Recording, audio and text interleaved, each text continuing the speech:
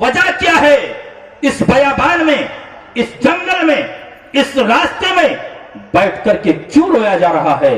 تو کہا بات یہ ہے، اونچا بولتا ہوں، اونچا سنتا ہوں، اونچا بولنے والوں پر اللہ کی عذاب کی آیت نازل ہو گئی، اب میرے اعمال برباد ہو گئے، میں دوزخی ہو گیا۔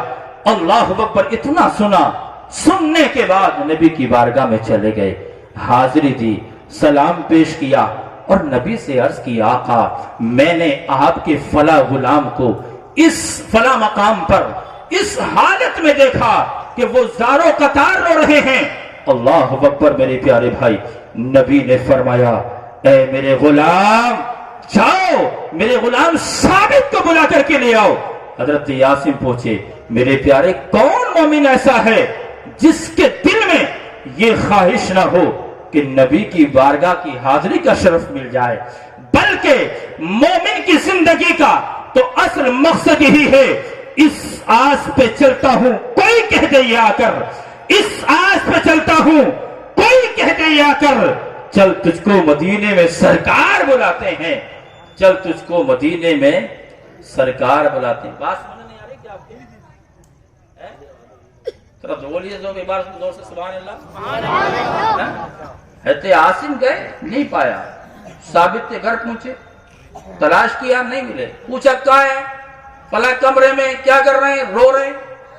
گئے، اے ثابت رونے کی ضرورت نہیں ہے، ثابت اب آنسو بہانے کی ضرورت نہیں ہے، اللہ کے رسول نے تمہیں بلا لیا ہے، اللہ کے رسول نے تمہیں، چلیے۔ گئے، روتے ہوئے گئے، آنکھوں میں آنسو ہیں۔ اللہ اکبر، نبی نے اپنے غلام کو روتے ہوئے آتے ہوئے دیکھا، نبی مسکرائے اور فرمایا ثابت تجھے کس چیز نے رلا دیا ہے؟ تو اتنا رنجیدہ کیوں ہے؟ اتنا پریشان کیوں ہے؟ عرض کی آقا اونچا بولتا ہوں، اونچا سنتا ہوں، اللہ کے عذاب کی آیت نازل ہو گئی، آقا میرے اعمال برباد ہو گئے، آقا میں دوزخی ہو گیا، آقا میری ساری محنت بیکار ہو گئی۔ نبی مسکرا پڑے، نبی نے فرمایا میرے غلام تسلی رکھو، نہ تمہارے اعمال برباد ہوئے ہیں اور نہ تم دوزخی ہوئے ہو، میں دیکھ رہا ہوں تم ایک شاندار زندگی گزارو گے، میں دیکھ رہا ہوں کہ تم ایک شہادت کی موت حاصل کرو گے، اور میں دیکھ رہا ہوں کہ تم جنت میں داخل کیے جاؤ گے۔ سبحان اللہ۔ اتنا سنا، وہ روتے ہوئے آئے تھے، ہنس پڑے، اور اعلیٰ حضرت کی نظر جب پڑی تو آپ پکار اٹھے، آ گئی ہے جوش رحمت پہ ان کی آنکھیں، آ گئی ہے جوش رحمت پہ ان کی آنکھیں، جلتے بجھا دیے ہیں، روتے ہنسا دیے ہیں، اور میرے کریم سے گر قطرہ کسی نے مانگا، دریا بہا دیے ہیں، دربے بہا دیے ہیں۔ میرے پیارے بھائی، بڑی شاندار زندگی گزاری ہے، کیوں نہ گزارتے؟ نبی نے فرمایا تھا جو بھی آپ کو چلتا پھرتا دیکھتا تھا وہ کہتا تھا اگر کسی کو دنیا میں چلتا پھرتا جنتی دیکھنا ہو تو وہ ثابت بن قیس کو دیکھ لے، اور پھر آپ نے شہادت کی موت حاصل کی۔ میرے پیارے بھائی، تو پتہ چلا بغیر عشق رسول، بغیر تعظیم رسول کوئی عمل مقبول نہیں ہوتا۔ اگر نبی کی طرف سے ذرا سی بھی دل میں کچی ہے، ذرا سی بھی نفرت ہے، تو یاد رکھو تمہارا کوئی عمل قبول نہیں ہوگا۔ میرے پیارے بھائیوں، بخاری شریف کے حدیث پاک کا مفہوم بیان کر رہا ہوں۔ میرے اور آپ کے آقا نے کتنی تعظیم کرنی چاہیے نبی کی، نبی کا کتنا ادب کرنا چاہیے، اس روایت سے آپ ملاحظہ فرمائیں۔ میرے اور آپ کے آقا دو قبیلوں میں جھگڑا تھا آپس میں، اس میں صلح کرانے کے لیے تشریف لے گئے۔ ادھر نماز کا وقت ہو گیا، بلال حضرت مؤذن ہیں، سیدنا صدیق اکبر سے عرض کرتے ہیں اے سیدنا صدیق اکبر آپ نماز پڑھا دیں، نبی نہیں ہے۔ مصلی پہ آپ پہنچے، اقامت ہوئی، نماز شروع ہو گئی، نماز شروع ہوئی تو نبی تشریف لے آئے۔ سبحان اللہ، نبی تشریف لائے، صحابہ نے دیکھا تو تالیاں بجائی، اس لیے کہ صدیق کو پتہ چل جائے نبی آ گئے۔ لیکن آپ نماز میں کسی طرف توجہ نہیں فرمایا کرتے تھے، بڑے توجہ کے ساتھ نماز پڑھا کرتے تھے۔ میرے پیارے بھائی، جب زیادہ تالی بجائیں آپ نے دیکھا کہ نبی آ گئے، سبحان اللہ، نبی آ گئے، تو یہ میرے آقا علیہ السلام نے فرمایا صدیق اپنی جگہ پر کھڑے رہو۔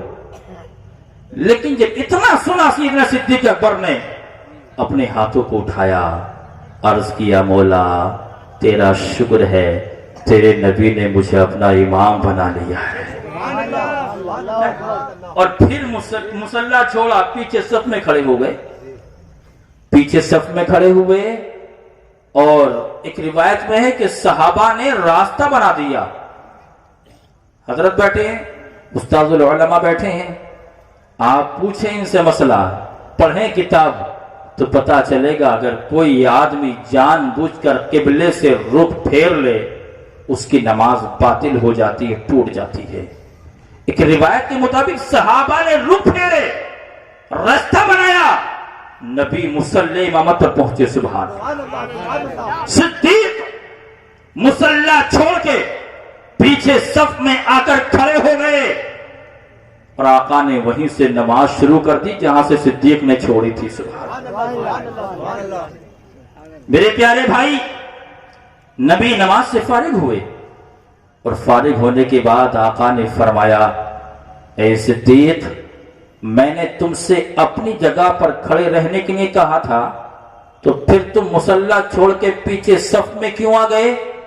عرض کی آقا ابو قحافہ کے بیٹے کے لیے یہ مناسب نہیں تھا وہ نبی کے آگے نماز پڑھے اور نبی اس کے پیچھے نماز پڑھے۔ آقا میں نے مناسب نہیں سمجھا، اس لیے پیچھے صف میں آ کر کے کھڑا ہو گیا۔ نبی نے فرمایا اے میرے غلاموں، اے میرے وفاداروں، اگر کبھی کوئی ایسا منظر، ایسا واقعہ پیش آئے تو تالی مت بجایا کرو، بلکہ سبحان اللہ کہا کرو۔ آقا نے یہ نہیں فرمایا تم نے آج تعظیم کی نماز میں تم اللہ کی نماز پڑھ رہے تھے، میری تعظیم کیوں کی؟ دوبارہ نماز پڑھو، نماز نہیں ہوئی۔ آقا نے یہ نہیں فرمایا کہ آج کے بعد تعظیم مت کرنا، نماز میں میری تعظیم مت کرنا، میرا ادب مت کرنا، بلکہ آقا نے فرمایا کہ تالی مت بجانا۔ پتا چلا نماز وہی نماز ہے جو عشق رسول میں ڈوب کر کے پڑھی جائے، نماز وہی نماز ہے جس میں نبی کی تعظیم ہو، بغیر تعظیم رسول جو نماز پڑھی جاتی ہے وہ نمازی کے منہ پر مار دی جاتی ہے۔ ایسی نماز نمازی کو جہنم سے بچا نہیں سکتی۔ نعرہ تکبیر، نعرہ رسالت، حضرت اعلیٰ حضرت علی علی صاحب قبلہ، علی علی صاحب قبلہ، نعرہ تکبیر۔ تبھی تو علامہ اقبال کہتے ہیں مجھے کیا کام تھا رکوع سے، مجھے کیا خبر تھی سجود کی، یا رسول اللہ آپ کے نقش پا کی تلاش تھی جو جھکا رہا میں نماز میں۔ جو وقت مجھے دیا وہ وقت ہو گیا، انشاءاللہ زندگی بخیر رہی تو پھر کبھی بیان کروں گا۔ اللہ تعالیٰ کی بارگاہ میں دعا ہے میں نے جو کچھ کہا اس میں کم علمی کی بنیاد پر کوئی غلطی ہوئی ہو تو مولا اپنی رحمت سے معاف فرمائے۔